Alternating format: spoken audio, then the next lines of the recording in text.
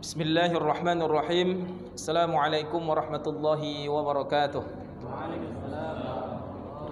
Alhamdulillahi rabbil alamin wa bihi nasta'in wa ala umurid dunya waddin wassalatu wassalamu ala asyrafil anbiya'i wal mursalin nabiyina Muhammadin wa ala alihi wa sahbihi ajma'in. Ya ayyuhalladzina amanu taqullaha haqqa tuqatih wa la tamutunna illa wa antum muslimun. Wa qala an-nabiyyu sallallahu alaihi wasallam khairukum man ta'allamal Qur'an wa 'allamah. Jamaah yang dimuliakan Allah Azza wa Jalla, hadirin wal hadirat, kaum muslimin dan muslimat, segenap jajaran pengurus BKM, para alim ulama, tokoh-tokoh masyarakat, semoga berkumpulnya kita di rumah Allah ini mendapatkan rahmat dari Allah Azza wa Jalla. Alhamdulillah, tak bosan-bosannya kita bersyukur kehadirat Allah Azza wa Jalla di atas limpahan nikmat karunia hidayah yang Allah berikan kepada kita, sehingga malam hari ini Allah pertemukan kita kembali di rumahnya dalam rangka melaksanakan amalan yang mulia, yaitu majlis ilmu agama, majlis yang diridhoi oleh Allah Azza wa Jalla. Maka barang siapa nantinya mendapatkan hidayah dari Allah Azza wa Jalla, tidak ada seorang pun yang bisa menyesatkannya, dan barang siapa yang disesatkan oleh Allah Azza wa Jalla, tidak ada seorang pun yang bisa memberikannya hidayah. Salawat dan salam atas junjungan baginda Rasulullah sallallahu alaihi wasallam beserta keluarganya, para sahabatnya radhiyallahu anhum wa radwan, dengan memperbanyak salawat dan salam serta mengamalkan tuntunan Rasulullah sallallahu alaihi wasallam, insyaallah kita akan meraih kemuliaan di dunia dan di akhirat, mendapatkan syafaat biidznillah taala, amin ya rabbal alamin. Jamaah muliakan Allah Azza wa Jalla, tema kita pada malam hari ini diamanahkan yaitu peran ulama dalam kemerdekaan, mengisi kemerdekaan. Alhamdulillah, tanpa terasa kita sudah berusia berapa tahun, Pak? 75 tahun, ya. Usia yang sudah sangat tua, ya. Masyaallah. 75 tahun. Ya, seharusnya di usia 75 tahun sudah bisa santai-santai itu, ya. Tenang-tenang, istirahat. Ternyata masih banyak PR. Ya, masih banyak PR di usia 75 tahun ini. Ya, hakikat kemerdekaan yang kalau betul-betul merdeka, ya, secara dunianya, ya, berarti ya kita menikmati kemerdekaan itu. Artinya tanah awa, air awa, ya. Indonesia tanah airku. Tapi tanah masih bayar, air juga bayar, ya. Alhamdulillah jadilah, ya. Dengan Allah Azza wa Jalla, ya. Emas masih milik orang, tambang masih milik orang, ya. Artinya kalau hakikat kemerdekaan yang betul-betul merdeka berarti tidak bergantung kepada orang lain, bisa berdiri tegak di atas kaki sendiri, ya. Orang miskin, anak yatim, janda-janda tua, jompo kalau dalam undang-undang itu ditanggung oleh negara, ya, ditanggung oleh negara. Tapi Pak, kalau kenyataan kita lihat ya seperti inilah, ya, masih lagi hidup luntang-lantung dan lain sebagainya. Jamaah muliakan Allah Azza wa Jalla, walaupun demikian kita sebagai rakyat, ya, hendaklah kita tetap mensyukuri nikmat, ya, yang Allah berikan kepada kita. Lalu di manakah letak peran ulama? Kalau kita membuka, mau meneliti sejarah, ya, ketika kita membaca sejarah, maka terkadang sejarah itu tergantung siapa penulisnya, ya, siapa penulisnya, ya. Kalau dia penulisnya Islamnya bagus, maka akan terlihat betapa besarnya peran ulama di sana, ya. Kalau Islamnya yang tidak bagus, maka kita akan mendapati sehingga minim peran ulama di sana, minim peran ulama. Jadi kalau kita mau membaca sejarah, tidak terlepas dari dua hal, realita atau distorsi. Realita itu suatu fakta yang nyata, ya. Kalau kita mau jujur dengan betul-betul jujur realita, maka kita akan dapati negeri ini sungguh banyak tumpah darahnya para ulama, ya. Tapi kalau secara distorsi, maka nilai-nilai kebenaran itu akan hilang, berkurang. Seperti saya katakan tadi, tergantung, ya, siapa yang menuliskan sejarah tadi. Dan ini diakui oleh para pakar sejarawan, ya. Profesor Ahmad Mansur Suryanegara, beliau ini pakar sejarah, beliau mengungkap banyak sekali distorsi sejarah yang diajarkan pada pelajar di Indonesia, Distorsi itu pengurangan ya sejarah. Di antaranya kiprah umat Islam dalam kemerdekaan Indonesia itu ditiadakan. Ya, yang dibangkitkan apa? Ya, itu bukan hanya umat Islam, banyak juga dan lain-lain ya. Nah, ini kata pakar sejarah sendiri, bukan kata saya. Ya. Bahkan penemuan tersebut setelah diteliti diakui oleh sejarawan dari Universitas Indonesia, Dr. Tiar Anwar Bahtiar. Bahkan beliau menulis buku Sejarah Nasional Indonesia Perspektif Baru. Beliau menyebutkan, pakar sejarah UI, Universitas Indonesia, beliau memunculkan fakta yang sebelumnya sengaja disembunyikan. Ya, yang dulu di sejarah-sejarah awak sekolah dihilangkan. Siapa itu? Tokoh-tokoh muslim. Ya. Nah, tokoh-tokoh muslim, eksistensi kerajaan Islam. Padahal cikal bakal berdirinya Indonesia ini tidak terlepas dari perjuangan dulu kerajaan-kerajaan Islam. Kerajaan Demak, Samudra Pasai, kerajaan Banten, ya, Sunda dan lain sebagainya. Dan itu semuanya berada di bawah Panji Islam. Ya, Panji Islam. Maka kita buka sejarah Wali Songo dan lain sebagainya ya, bagaimana mereka berdakwah. Ini hilang ini nilai-nilai sejarah ini. Maka jamaah muliakan Allah Azza wa Jalla, sampai beliau menulis buku Sejarah Nasional Indonesia Perspektif Baru. Ya. Nah, jadi jamaah muliakan Allah Azza wa Jalla. Jadi para pakar sejarah hari ini juga mengakui. Baik, kita ambil perkataan Muhammad Nasir. Ya, Muhammad Nasir salah satu pendiri dari tokoh bangsa ini. Ya. Beliau juga seorang ulama di negeri ini.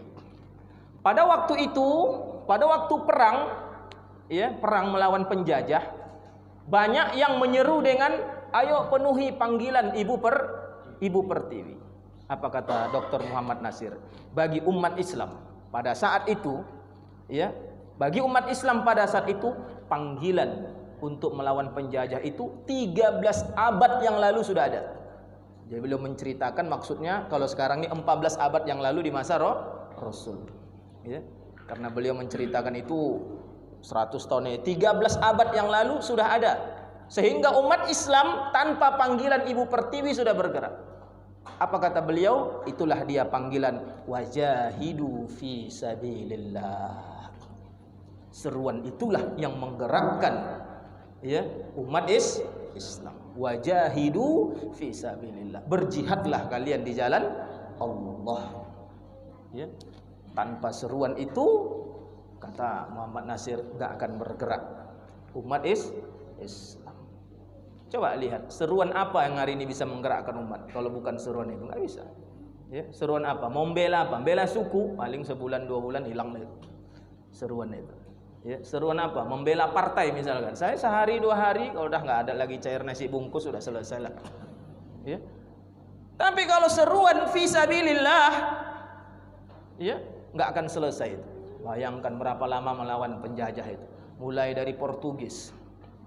Ya, Portugis dulu masuk dulu. Ya, masuk lagi Spanyol, habis Portugis Spanyol. Akhirnya Portugis sama Spanyol bagi-bagi wilayah.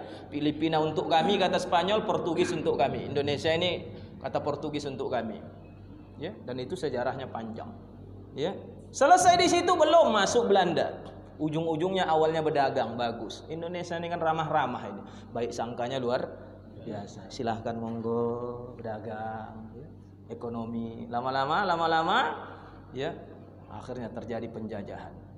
Ya, habis Belanda selesai belum, Jepang masuk. Habis Jepang keluar, belum selesai lagi, masuk Inggris. Mengatasnamakan ini, ternyata ditunggangi oleh Belanda. Nah, disitulah nanti baru ada seruan resolusi jihad dari Kiai Haji Hasyim Asy'ari. Jadi ini sejarahnya panjang sekali, beratus-ratus tahun. Kalau bukan panggilan wajahidu fi sabilillah, enggak akan apa itu. Ya. Jamaah muliakan Allah Azza wa Jalla. Ini kata Muhammad Nasir. Dalam tafsir Al-Ajhar, siapa penulis Al-Ajhar? Profesor Hamka, ya. Profesor Hamka. Nanti lihat di dalam kitabnya, ya. Membuat uraian khusus tentang rangkuman strategis misionaris Kristen dan orientalis dalam menyerang Islam. Antara lain Hamka mencatat. Jadi dalam kitab itu beliau, ya. Dan beliau ini nulisnya di mana, Pak? Penjara, ya. Buya Hamka. Ya, siapa yang nggak kenal tokoh Islam yang gigih ya di dalam membela ya keyakinannya.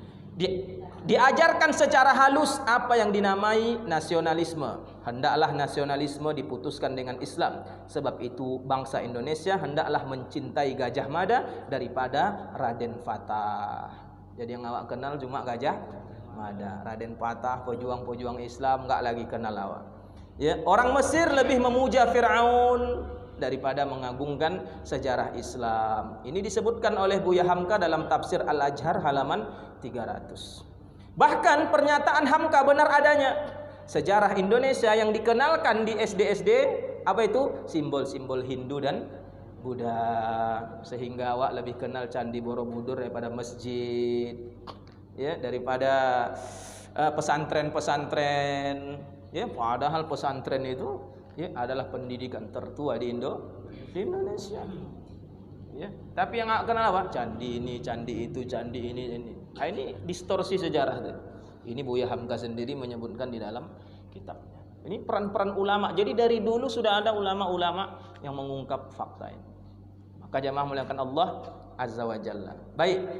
Kita lihat peran ulama dalam kemerdekaan Indonesia sangatlah besar. Bahkan ulama rela mengorbankan harta, tenaga, serta jiwa mereka dalam berjuang dan mempertahankan kemerdekaan. Bahkan tidak sedikit di antara mereka menjadi lini terdepan dalam memperjuangkan kemerdekaan. Sehingga tak sedikit pula antara mereka yang gugur sebagai seorang syuhada. Tak terhitung jumlah ulama sebagai pahlawan. Namun di antaranya oleh pemerintahan ditetapkan sebagai pahlawan. Karena susah untuk menghilangkan itu, susah. Sehingga ada ulama-ulama yang dimasukkan dalam tokoh-tokoh pahlawan seperti Pangeran Diponegoro. Ulama itu. Ya. Pangeran Diponegoro. Maka sorbannya itu ya. Dengan tunggangan kudanya, ya. Siapa lagi? Imam Bonjol. Ya. Imam Bonjol, tuanku Imam Bonjol. Itu yang kita kenal. Teku Umar. Ya, serta masih banyak lagi yang mengobarkan semangat jihad dalam mengusir dan membuat hengkang para penjajah dari bumi pertiwi ini. Ya, Sultan Hasanuddin. Ya, siapa lagi? Yang duit 1000 siapa? Patimura. Itu kan Islam. Bahkan sejarah mencatat siapa? Sisinga Mangaraja juga seorang tokoh muslim. Ya, tapi sejarah bisa dirubah tergantung siapa penulis. Jangan muliakan Allah Azza wa Jalla. Jadi peran ulama itu luar biasa. Bahkan Ketua Departemen Sejarah Universitas Indonesia, nah ini Abdurrahman mengatakan, setiap bangsa memiliki sejarah dalam perjuangannya mendapatkan kemerdekaan. Di dalam sejarah kemerdekaan Indonesia, peran ulama dan santri sangat besar. Ini kata ya tokoh UI sendiri, Universitas Indonesia. Jadi kalau dia sejarawan yang murni, bersih ya, memang dia nggak ada kepentingan, nggak akan bisa mereka melepaskan peran ulama dan santri di dalam memperjuangkan Indonesia. Sampai tokoh sekaliber Panglima TNI dulu siapa? Gatot ya, Pak Gatot ya, nggak bisa menghilangkan peran ulama. Benteng negeri ini para ulama, santri, ya, umat Islam. Dan beliau memprediksi akan terjadi ini itu dan lain sebagainya. Orang sudah tergiur melihat Indonesia karena nanti sumber daya alam yang masih bisa dimanfaatkan ada di Indonesia. Nggak jauh beda dengan visi misi penjajah dulu. Ngapain? Rempah-rempah, ya. Karena sumber daya alamnya luar biasa. Maka Pak Gatot itu di akhir jabatannya, ya, benteng terakhir negeri ini ya, Islam. Ya. Karena yang punya seruan yang bisa bertahan lama itu tanpa uang sekalipun, ya, wajahidu fi sabilillah. Oh, itu nggak dimiliki siapapun itu, Pak. Ya. Mau tokoh sekaliber siapapun nggak akan bisa nyerukan itu. Kalau sudah itu diserukan, ya, yang di kedai tua pun bangkit itu biasanya itu. Yang kedai tua, Pak, minum mabuk dia. Sama Islam dia apa ya? Allah, mulutnya bau tua. Allahu Akbar, masih bau tua mulutnya. Itu kalau udah seruan itu diserukan itu.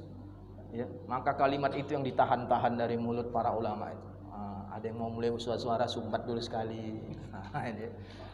Ada yang nggak bisa disumbat, paksa lari menyelamatkan diri dulu. Ya. Jamaah muliakan Allah Azza wa Jalla. Karena kalau itu sudah diserukan, Masya Allah. Ya, khadul kiram muliakan Allah Azza wa Jalla. Enggak ada seruan satupun di dunia ini yang bisa menggerakkan manusia kecuali seruan itu. Jamaah muliakan Allah Azza wa Jalla. Baik, kita lihat lagi. Ya, beliau juga mengatakan, ini tokoh UI masih. Ya, direktur ketua departemen sejarah. Siapa yang enggak kenal Universitas Indonesia ya? Ketua departemen sejarahnya. Beliau mengatakan, peran ulama dan santri begitu besar dalam sejarah perjuangan kemerdekaan Indonesia.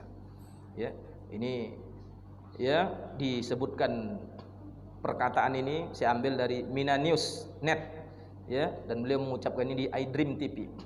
Ya, ada hari Sabtu tanggal 15 bulan 8 di Jakarta.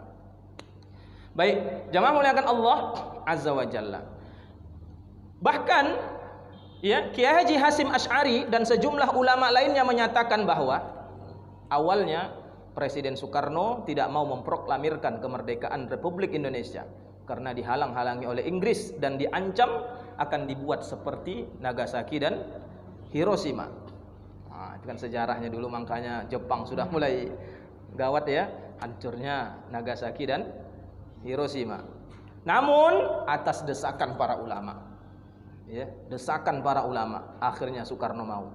Para ulama pada saat itu berpendapat jika tidak segera memproklamirkan kemerdekaan karena sudah ada peluang, ya, Jepang sudah lemah, maka segera diproklamirkan. Kalau ini tidak diproklamirkan, maka Indonesia akan menunggu 300 tahun, ya, perjuangan mendatang. Maka ini akan payah karena biasanya sifat penjajah ini habis satu penjajah masuk penjajah yang lain. Oh, kau udah lemah, sekarang giliran kami pula. Jadi santapan ini. Ya.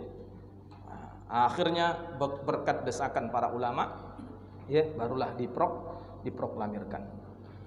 Banyak dari para ulama menjadi tokoh sentral, ya, di dalam berjuang kemerdekaan, baik dalam kepemimpinan laskar militer, ya, ataupun sebagai penggerak santri atau masyarakat untuk ikut berjuang dalam mempertahankan kemerdekaan Indonesia.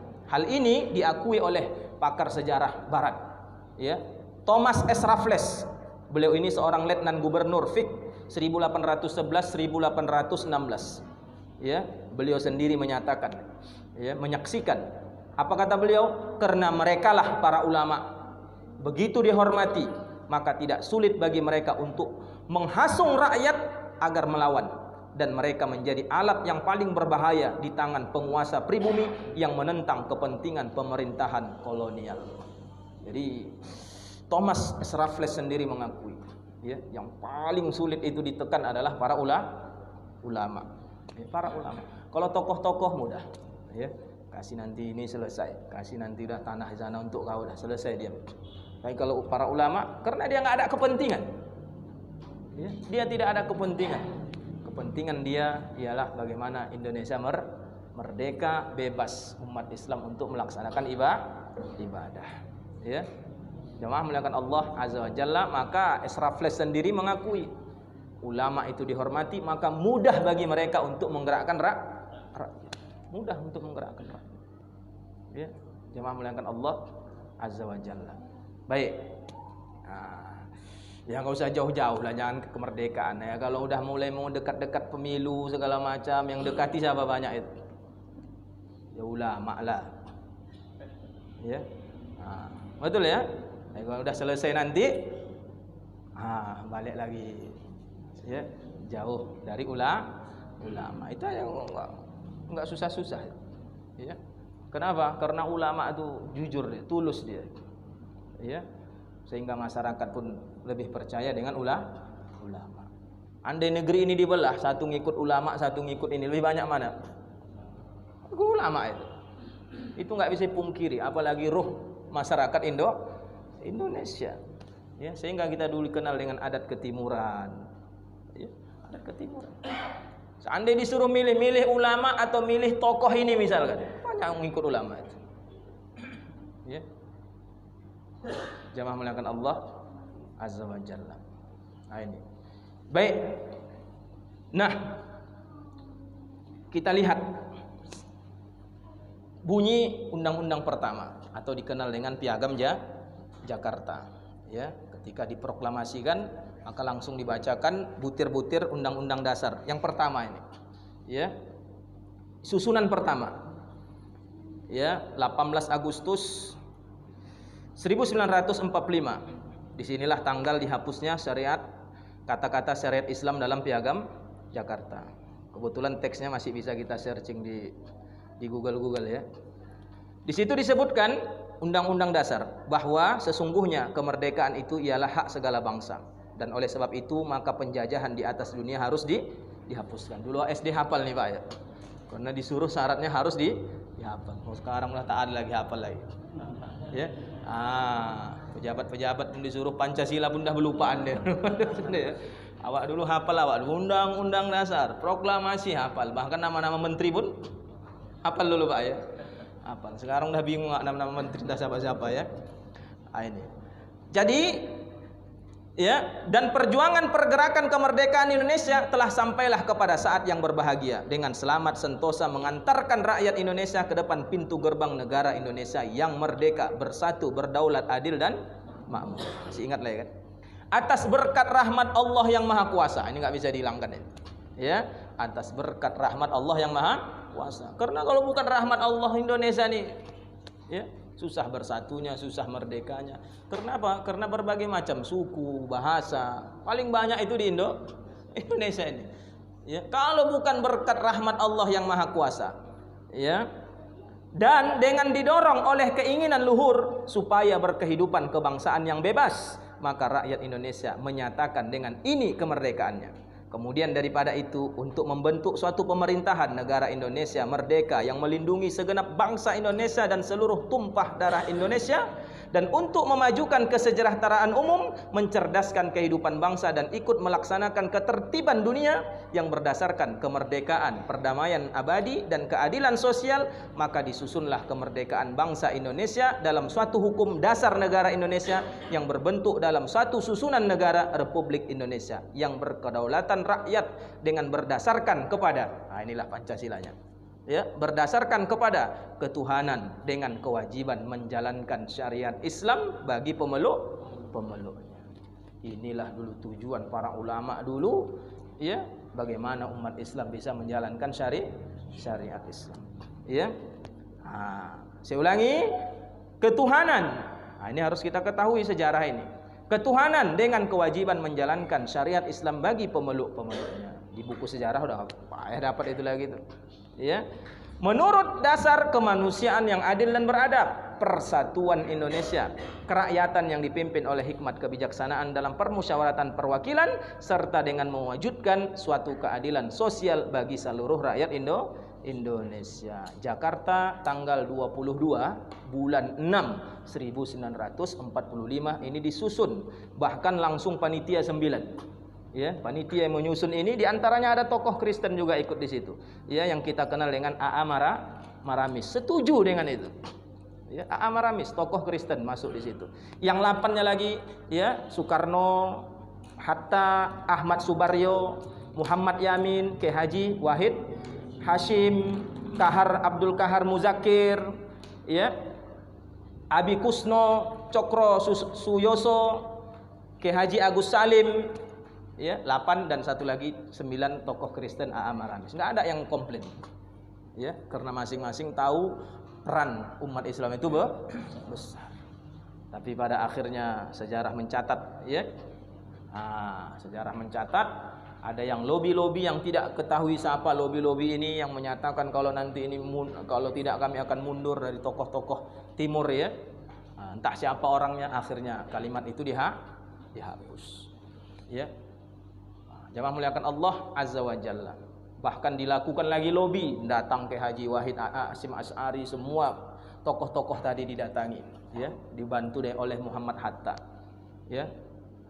Akhirnya mereka setuju diganti, tapi setujunya karena ketuhanan yang Maha Esa. Dan pada saat itu, ya, diyakinkan kepada tokoh tadi yang dimaksud yang Maha Esa itu adalah Allah yang Maha Esa. Sehingga diharapkan dengan kalimat itu, ya, sama saja dengan menjalankan syariat Islam. Itu lobinya dulu.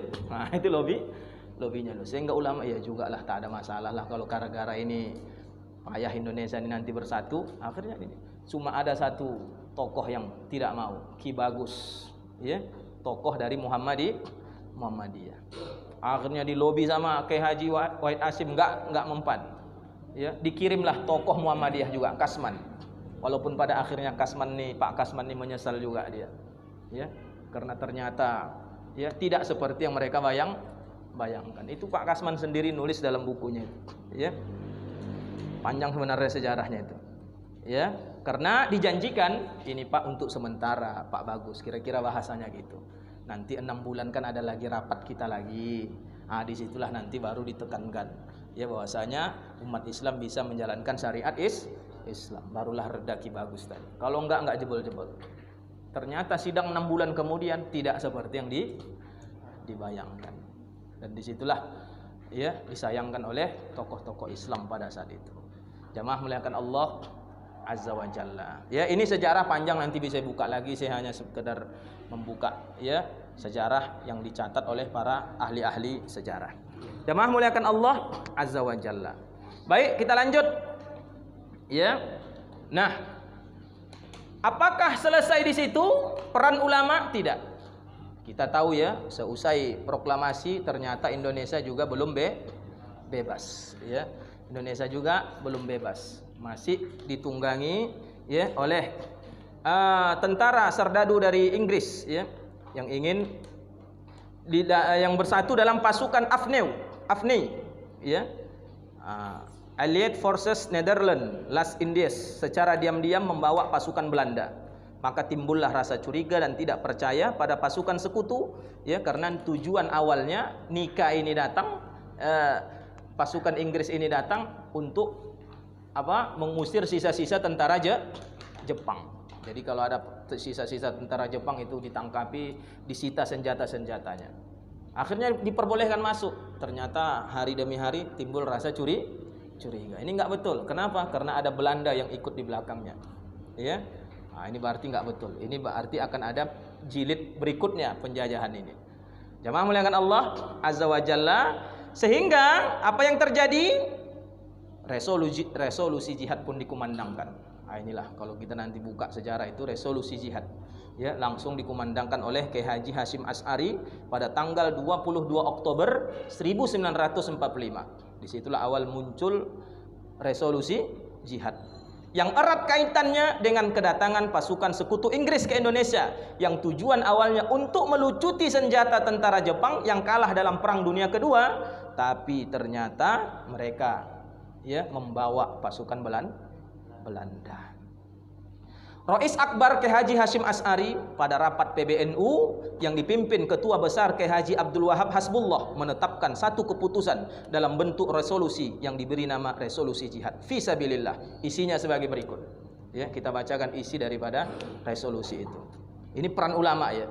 Apa isinya? Berperang, menolak dan melawan penjajahan itu. Ini masih bahasa asli, pendeja dejajah ya, tulisan lama ya. Itowe itu ya, fardu ain ya. Berperang, menolak dan melawan penjajah hukumnya fardu ain yang harus dikerjakan oleh tiap-tiap orang Islam, laki-laki, perempuan, anak-anak ya, baik bersenjata atau tidak, bagi yang berada dalam jarak lingkaran 94 km dari tempat masuk dan kedudukan musuh. Bagi orang yang berada di luar jarak lingkaran tadi, kewajibannya cuma fardu kifayah. Jadi misalkan di sini jarak 94 kilo mana? Ya, selama musuh tadi masih berada di dalam jarak 94 kilo, fardu ain hukumnya. Ya, kalau di luar 94 kilo, fardu kifayah. Ya, orang yang di luar sana fardu kifayah untuk nolong sini. Karena masyarakat sini udah pasti bisa melawan. Sampai begitu Pak, resolusi itu. Hukumnya fardu ain. Fardu ain apa? Kalau ditinggalkan berdosa. Ya. Ini yang membuat ya gentar ya tentara Inggris tadi. Ya, sampai mereka melobi Soekarno supaya meredamkan resolusi ini. Ternyata tidak ada ulama yang bergeming, tetap menerapkan resolusi sampai betul-betul penjajah itu hengkang. Ya. Sampai Soekarno melobi, udahlah itu aman itu segala macam, enggak. Ya. Jemaah muliakan Allah Azza wa Jalla. Nah, dalam tempo singkat mendengar resolusi itu, Surabaya pun goncang. Karena pasukan Inggris itu datang ke Surabaya. Nah, ini yang kita kenal dengan Bung Tomo. Ya. Seruan jihad dari PBNU ini dari masjid ke masjid, musola ke musola tersiar. Jadi langsung diumumkan dari masjid. Ini peran masjid ini luar biasa ini. Ya. Nah, kalau sekarang ya diumumkan la inna lillahi wa inna ilaihi raji'un. Jadilah untuk saat ini ya. Nanti ke depan peran masjid ini luar biasa. Ya. Peran masjid ini sudah ada seruan fardhu ain, setiap mushola masjid bersambut-sambut. Nah, ini yang enggak ada di sejarah ditulis itu. Ya, distorsi sejarah namanya. Jamaah muliakan Allah Azza wa Jalla. Ya, sehingga dengan sangat sukacita, masyarakat sukacita, bukan takut, kesempatan ini, jalan tol menuju surga ini ya. Ya, ini ulama langsung nyerukan, bukan main itu. Maka disambutlah penduduk Surabaya sepanjang bulan September sampai Oktober meraih kemenangan dalam pertempuran melawan sisa-sisa tentara Jepang yang menolak tunduk kepada arek-arek Surabaya. Demikianlah sejak dimaklumatkan tanggal 22 Oktober 45 resolusi jihad membakar semangat seluruh lapisan rakyat hingga pemimpin di Jawa Timur, terutama di Surabaya, sehingga dengan tegas mereka berani menolak kehadiran sekutu yang sudah mendapatkan izin dari pemerintahan pusat. Ya, jadi pemerintah pusat sudah mengizinkan, tapi ulama tidak bergeming. Syukurlah pada saat itu nggak ada bilang ulama itu khawarij. Syukurlah yang begitu-gitu nggak ada dulu. Ya, jemaah muliakan Allah Azza wa Jalla, karena nggak patuh dengan maklumat ulil amri pada saat itu. Ya, tapi nggak ada, syukur alhamdulillah. Jemaah muliakan Allah Azza wa Jalla. Kalau tidak sampai sekarang masih terjajah betul. Baik ya. Nah, seruan resolusi jihad yang dikumandangkan PBNU dalam keadaan perang sudah berakhir lebih sebulan silam. Dinilai sebagian elit pemimpin negara di Jakarta sebagai mengada-ngada. Ini mengada-ngada ini resolusi ini. Nah, itu dia, ya, mengada-ngada. Bahkan sehari sesudah resolusi jihad diserukan, sepanjang hari mulai tanggal 24 Oktober, Bung Tomo melalui pidatonya menyampaikan pesan kepada arek-arek Surabaya agar jangan gampang berkompromi dengan sekutu yang akan mendarat di Surabaya. Sebagai wartawan, jadi Bung Tomo ini wartawan. Bung Tomo sudah mendapat informasi bahwa pasukan sekutu akan mendarat di Surabaya tanggal 25 Oktober. Jadi resolusi tanggal 22 dan resolusi itu disambut tanggal 25 musuh sudah mau sampai ke Surabaya. Bung Tomo berpidato sehingga mengobarkan semangat rakyat Surabaya dengan isi pidato sebagai berikut. Nah, ini saya bacakan ini. Ya, kalau dihafal nggak hafal lebih enak ngapal. Lebih enak ngapal Quran daripada ngapal cakap-cakap begini ya. Kita bacakan. Apa kata Bung Tomo? Kita ekstremis dan rakyat. Ekstrim, ya, harus kuat. Ya, kita ekstremis melawan dan rakyat. Sekarang tidak percaya lagi pada ucapan-ucapan manis. Kita tidak percaya setiap gerakan yang mereka lakukan selama kemerdekaan Republik tetap tidak diakui, kita akan menembak. Kita akan mengalirkan darah siapapun yang merintangi jalan kita. Kalau kita tidak diberi kemerdekaan sepenuhnya, kita akan menghancurkan gedung-gedung dan pabrik-pabrik imperialis yang dikuasai oleh penjajah dengan granat tangan, dinamit yang kita miliki, dan kita akan memberikan tanda revolusi, merobek usus setiap makhluk hidup yang berusaha menjajah kita kembali. Kita lanjutkan perkataannya. Ribuan rakyat yang kelaparan, telanjang, dihina oleh kolonialis akan menjalankan revolusi ini. Kita kaum ekstremis, kita yang memberontak dengan penuh semangat revolusi bersama dengan rakyat Indonesia yang pernah ditindas oleh penjajahan, lebih senang melihat Indonesia banjir darah dan tenggelam ke dasar samudra daripada dijajah sekali lagi. Ya, kami lebih senang banjir darah daripada dijajah sekali lagi. Itu kata Bung Tomo. Kemudian beliau mengatakan, Tuhan akan melindungi kita. Merdeka. Allahu Akbar, Allahu Akbar, Allahu Akbar. Ya, itulah seruan dari Bung Tomo pada saat itu. Jamaah muliakan Allah Azza wa Jalla. Nah, akhirnya terjadi perang selama 4 hari. 26, 27, 28, 29 Oktober. Itu terjadi akibat seruan resolusi jihad. Bahkan satu-satunya Panglima Jenderal Inggris yang mati ada di Surabaya. Ini membuat malu Inggris. Ya, karena yang melawan itu tanpa apa-apa. Ada yang bawa bambu runcing, ada bawa batu, ada yang bawa ini. Ya, sehingga musuh itu enak aja nembaki, tapi tetap rakyat itu maju. Seluruh pesantren-pesantren bergerak, santri-santri, ulama-ulama bergerak, sehingga tewaslah AWS Malabi, ya, Brigadir Jenderal Malabi, yang terbunuh pada tanggal 30 Oktober tewas dalam pertempuran man to man, ya, berhadap-hadapan. Bayangkan itu, ya. Ini berkat seruan ulama. Kayak ngeri ulama, seruan ulama, ya. Ya, jangan muliakan Allah Azza wa Jalla, ya. Lebih baik kami banjir darah daripada kami ditindas, dijajah sekali lagi. Pantang kita dijajah itu. Enggak enak hidup di bawah penjajah. Enggak bebas kita. Sekarang bebas kita. Ya, ini ke sana nanti enggak boleh, ini enggak boleh. Ya. Jangan muliakan Allah Azza wa Jalla. Guna mempertahankan kemerdekaan Republik Indonesia, maka para ulama bersama para santri ikut angkat senjata dalam organisasi kemiliteran, baik dalam Laskar Hizbullah. Jadi ulama-ulama dulu sudah membentuk laskar-laskar perang, ya. Ada kita kenal nanti, buka nanti sejarah, ada Laskar Hizbullah, ada Laskar Sabilillah, ya, bersama BKR, TKR, Tentara Keamanan Rakyat, Badan Keamanan Rakyat, TRI, Tentara Rakyat Indonesia, dan TNI. Akhirnya Jenderal Sudirman melobi ulama-ulama tadi supaya digabung jadi TNI. Jadi itulah awal cikal bakal lahirnya TNI itu. Ya, dari para ulama, santri-santri, ya, yang digabungkan. Ya, jamaah muliakan Allah Azza wa Jalla. Dan ini perang kemerdekaan 1945 sampai 1950 melawan tentara sekutu Inggris dan Nika. Banyak dari para ulama akhirnya menjadi sentral baik dalam kepemimpinan laskar militer. Jadi banyak ulama-ulama yang akhirnya jadi sentralnya militer sebagai penggerak santri atau masyarakat untuk ikut berjuang dalam mempertahankan kemerdekaan Indonesia. Kiprah ulama, santri dan tokoh-tokoh Islam dalam memperjuangkan dan mempertahankan kemerdekaan Indonesia begitu panjang. Nama mereka telah tercatat dalam tinta emas, ya, sehingga di usia 75 tahun ini kita masih bisa merasakan peran para ulama, peran para ulama. Ya, maka hari ini ada usaha-usaha untuk melemahkan, ya, menjelek-jelekkan ulama supaya masyarakat nggak percaya sama ulama, dan akhirnya mudahlah Indonesia ini, ya, suara siapa lagi mau diingat. Kalau yang lain itu kan selesai, ya. Kalau ulama nggak bisa. Jangan muliakan Allah Azza wa Jalla, ya. Nah, sampai kata tokoh nasional Bahtiar Nasir, beliau mengatakan, seandainya bumi Nusantara Indonesia ini dibelah menjadi dua, maka yang keluar adalah darahnya para ulama. Ya, andai bumi ini dibelah dua, maka yang paling banyak darahnya tertumpah adalah darahnya para ulama. Ya, sampai kita buka sejarah, komunis muncul, siapa yang diserang? Ulama, santri, pesantren, masjid, teruslah seperti itu. Ya, yang memuliakan Allah Azza wa Jalla.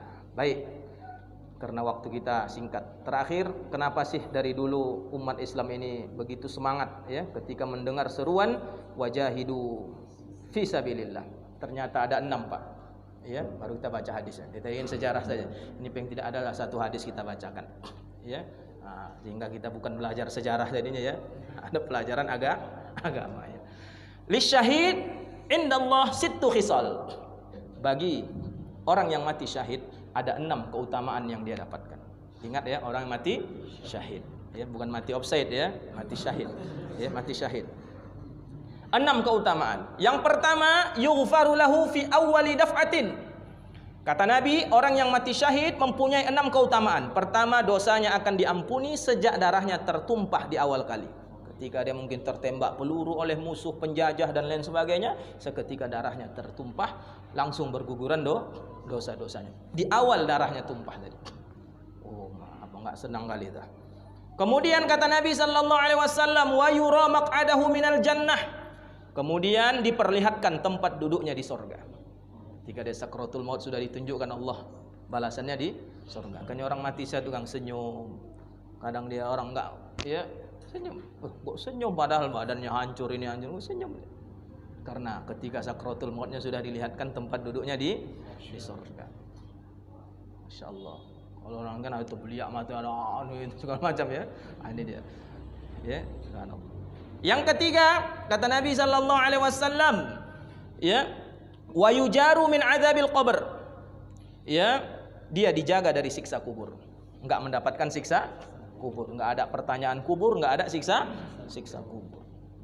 Kalau awak kan pasti ditanya dulu, man rabbuka, man nabiyuka. Enggak dapat gawat. Ya, orang mati syahid enggak ada azab kubur bagi dia. Insyaallah.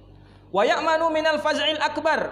Kemudian kata Nabi SAW diberi keamanan dan dari ketakutan yang besar saat dibangkitkan dari kubur. Ya, ketika dibangkitkan dari kubur dia aman, tenang saja. Orang gelisah, kalang kabut, dia tenang. Mendengar tiupan sangkakala itu dia tenang.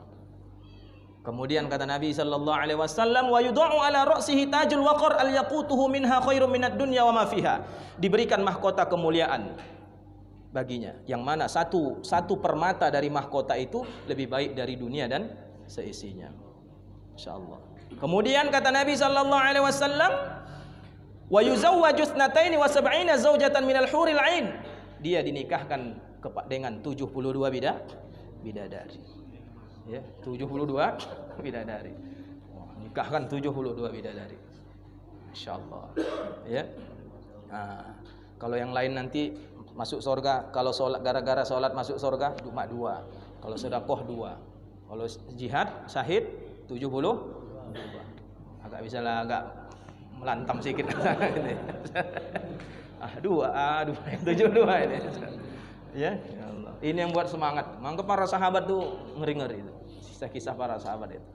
Terakhir, ini yang paling enak. Apa kata Nabi sallallahu alaihi wasallam, wa yushaffa' fi 70 min aqaribiha. Dia diberikan jatah memberikan syafaat 70 keluarganya. Makanya orang tua dulu anaknya udah berangkat. Buka sejarah-sejarah sahabat Nabi itu. Ya. Pulang anaknya pening pula. Mak, menang kami mak, ini dapat harta kami mak, gini. Aduh, bukan itu yang mama harapkan nak. Ya. Mama harapkan kau enggak pulang lagi. Biar ada nolong mama di akhirat. 70, Pak. 70. Siapa lagi? Kata Allah, itu Allah, ayahku itu sedang berenang di sana. Udah, tarik ayahmu. 1. Tinggal berapa? 69. Siapa lagi? Itu mamaku ya, mama. Tarik. Abangku ya Allah, abang. 70. Nah, inilah kenapa ketika diserukan resolusi jihad, seluruh rakyat bangkit. Ini peran ulama ya, ini peran ulama. Jadi terakhir, apa peran ulama masa sekarang? Peran ulama masa sekarang ini bagaimana menjaga mentalitas rakyat biar tetap memiliki ketahanan. Suatu saat ketika terjadi penindasan, kezoliman, penjajahan, rakyat sudah paham tugas berikutnya. Ya, demikian yang bisa kita sampaikan. Mudah-mudahan bermanfaat. Ya, ini hanya sekilas daripada sejarah. Nanti Bapak bisa gali lagi sejarah lengkapnya. Subhanakallah bihamdika asyhadu an la ilaha illa anta astaghfiruka wa atubu ilaik. Assalamualaikum warahmatullahi wabarakatuh. Alhamdulillah, kita